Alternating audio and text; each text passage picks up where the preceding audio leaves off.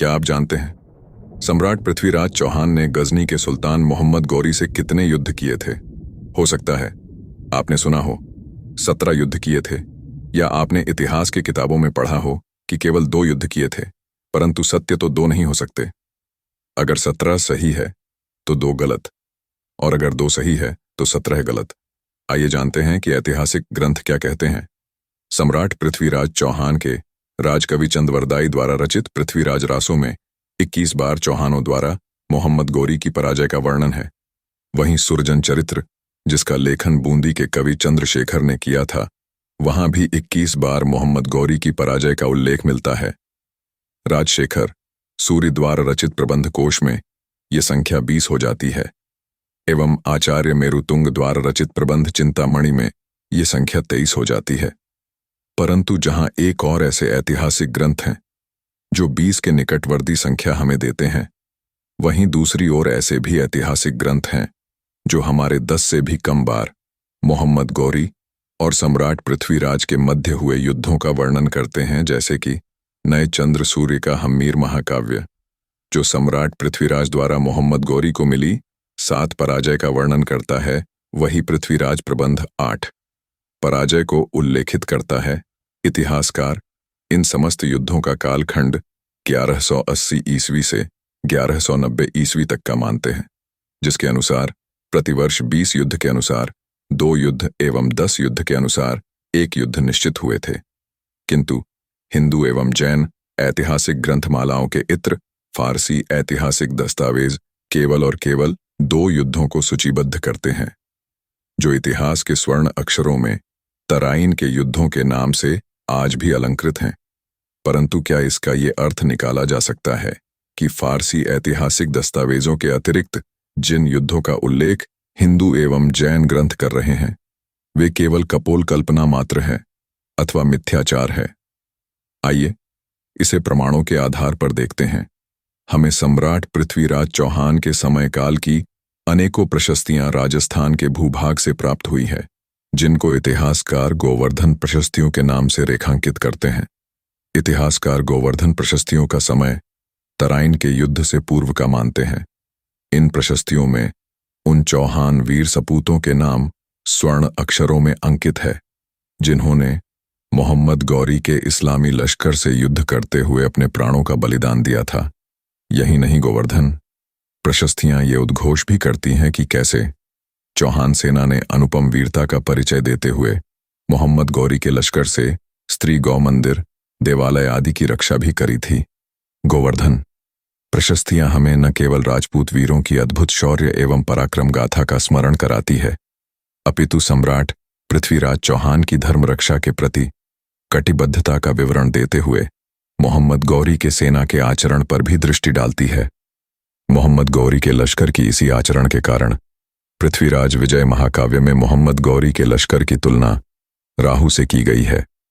सम्राट पृथ्वीराज चौहान के धर्मरक्षा के प्रति निष्ठा एवं मोहम्मद गौरी के राहु तुल्य कृत्यों का विवरण हमें मोहम्मद गौरी के गुजरात अभियान से मिलता है। इतिहासकार राम वल्लभ सोमानी ने अपनी पुस्तक पृथ्वीराज एंड हिज टाइम्स में उल्लेखित किया है, सुल्तान मोहम्मद गौरी ने अपने गुजरात अभियान में चौहान साम्राज्य की सीमाओं का भी उल्लंघन किया था। मोहम्मद गौरी की सेना राजस्थान के लोद्रवा, फलोदी, ओसियां, किराड़ू, सांडेराव, नाडोल, जालोर आदि क्षेत्रों से होकर गुजरी थी। लोद्रवा क्षेत्र में उस काल में भाटी राजपूतों की राजधानी थी। गौरी ने उसका विध्वंस कर दिया था, और फलोदी में गौरी की राहु सेना ने जैन मंदिर में स्थापित भगवान मूलनायक महावीर की प्रतिमा को भी खंडित किया था, जिसका वर्णन हमें जैन ग्रंथ विविध तीर्थकल्प से प्राप्त होता है। वही किराड़ू, ओसिया, जालोर से मिली प्रशस्तियां भी गौरी के सेना द्वारा हिंदू एवं जैन मंदिर को ध्वस्त किया जाने की ओर संकेत करती है। गोवर्धन प्रशस्तियां भी फलोदी में अजमेर और गजनी की सेना की मध्य हुए संघर्ष का उल्लेख करती है। यही नहीं, पृथ्वीराज विजय महाकाव्य भी मोहम्मद गौरी द्वारा सम्राट पृथ्वीराज चौहान की राजसभा में राजदूत भेजने का वर्णन करता है। मोहम्मद गौरी का राजदूत सम्राट को 2 विकल्प देता है, या तो सुल्तान की अधीनता स्वीकार करो या सुल्तान को प्रतिवर्ष निर्धारित राशि का भुगतान करो।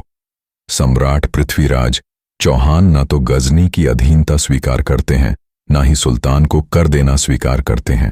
पृथ्वीराज विजय महाकाव्य में इस घटनाक्रम को कुछ इस प्रकार अलंकृत किया गया है कि क्या कहा जाए।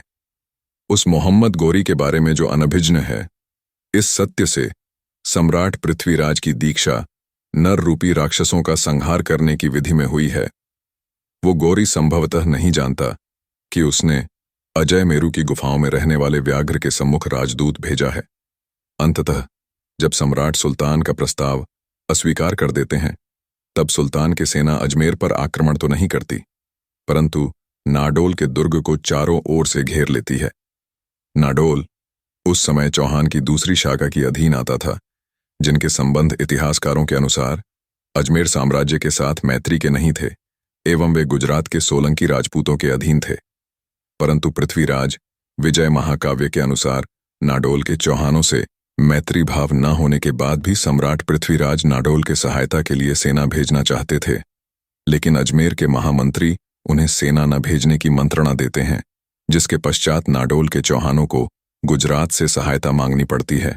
और फिर घटित होता है कसहराड़ा का युद्ध, जिसमें महारानी नायिका देवी द्वारा मोहम्मद गोरी की शर्मनाक पराजय होती है। तो इन संपूर्ण साक्ष्यों को दृष्टिगोचर करने के उपरांत हमें यह तो स्पष्ट होता है कि सम्राट पृथ्वीराज और मोहम्मद गोरी के बीच केवल 2 युद्ध नहीं हुए थे, परंतु अभी भी अनेकों प्रश्नों का उत्तर ढूंढना बाकी है, जैसे कि उन युद्धों की महत्वता क्या थी, क्या वे युद्ध निर्णायक युद्ध थे, क्या उन युद्धों का नेतृत्व स्वयं सम्राट अथवा सुल्तान ने कभी किया था, एवं जैसा कि अनेकों ऐतिहासिक ग्रंथ दावा करते हैं कि सुल्तान मोहम्मद गोरी को अनेकों बार बंदी बनाकर सम्राट ने स्वतंत्र किया, क्या वो सच था? और अगर वो सत्य था, तो फारसी ऐतिहासिक ग्रंथों ने उसे क्यों छुपाया? तो इन प्रश्नों के उत्तर में इतिहासकार यह मानते हैं, जहां तक निर्णायक युद्ध का प्रश्न है, तो वो तराइन का द्वितीय युद्ध ही था, क्योंकि इन समस्त युद्धों में न तो सम्राट पृथ्वीराज चौहान की मृत्यु हुई, न मोहम्मद गौरी की, परंतु तराइन के द्वितीय युद्ध में मोहम्मद गौरी ने सम्राट को युद्धबंदी बना लिया था। इतिहासकार यह भी मानते हैं, सम्राट और सुल्तान के मध्य तराइन के अतिरिक्त जो युद्ध हुए हैं, वो केवल सीमा पर हुई भिड़ंत मात्र थे, जिसमें सम्राट अथवा सुल्तान ने व्यक्तिगत रूप से भाग नहीं लिया था, अपितु उनके सेनापतियों सिपाह सलारों ने वो युद्ध लड़े थे।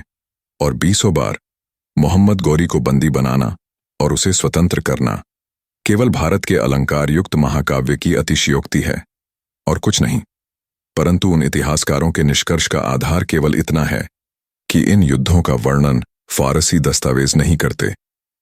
राम वल्लभ सोमानी ने अपनी पुस्तक पृथ्वीराज एंड हिज टाइम्स में बताया है कि फारसी इतिहासकार द्वारा युद्ध का उल्लेख न करने का कारण अपमान अथवा लज्जा का भाव भी हो सकता है, जो मुसलमान इतिहासकारों को महसूस होता था जब वो अनेकों युद्धों में सुल्तान को मिली पराजय का उल्लेख करते थे।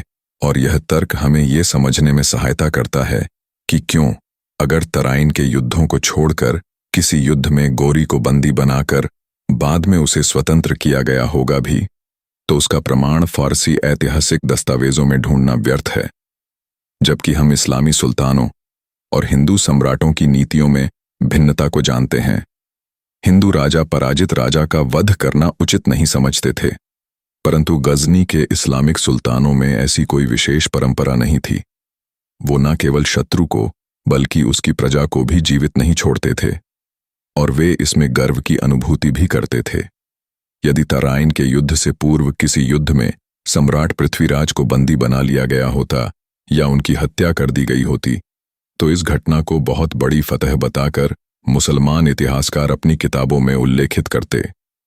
तो ऐसे में कोई भी निष्कर्ष केवल अगर फारसी ऐतिहासिक दस्तावेज से निकाला जाएगा तो वो एक तरफा ही होगा, और हमारे पास जब ढेरों हिंदू और जैन ऐतिहासिक ग्रंथ मालाएं हों, तो सिर्फ और सिर्फ फारसी दस्तावेजों द्वारा इतिहास अध्ययन करना कहाँ तक उचित है, ये मैं आप पर छोड़ता हूँ। आपके इस विषय पर क्या विचार है, कमेंट बॉक्स में जरूर लिखें, और यदि आपको यह वीडियो तथ्यपूर्ण लगा हो तो इसे लाइक करें, अपने बंधु बांधवों तक शेयर करें और यदि आप ऐसे वीडियो और देखना चाहते हैं तो चैनल को सब्सक्राइब करें।